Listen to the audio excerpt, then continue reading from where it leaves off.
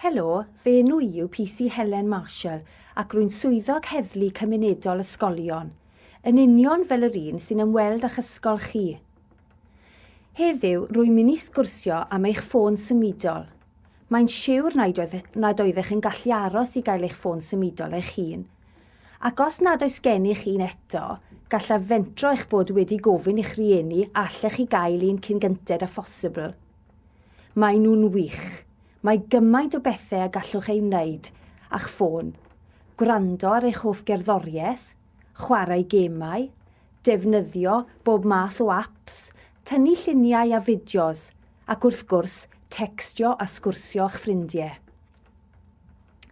Ond os oes gennych chi ffôn, mae rhai pethau y dylech chi gofio. Megis yr holl gynghorion diogelwch yr ydych wedi ei dysgu i'ch helpu gadw'n ddiogel ar-lein.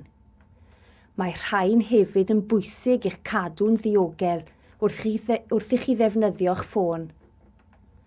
Dim ond enwau eich teulu a phobl rydych chi'n ei hadnabod yn dda ddylech eich cael yn eich llyfr ffôn. Peidiwch ag ateb galwadau os nad ydych chi'n adnabod y rhif y galwr. Dylech hefyd fod yn gyfrifol am sut yr ydych yn defnyddio eich ffôn.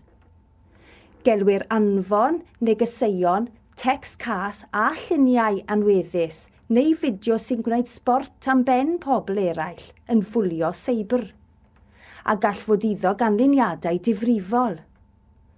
Os ydych yn cael eich bwlio, gallwch alw eich cwmni ffôn a gofyn iddynt flocio eich galwadau, neu os darganfyddir eich bod yn fwli seibr, efallai y bydd yn rhaid i chi siarad â swyddogion heddlu fel fi neu fy ngydweithwyr. Ond beth a wnawn ni'r rhan fwyaf o'r amser yw rhoi cyngor i chi a'ch helpu wneud dewisiadau cadarnhaol.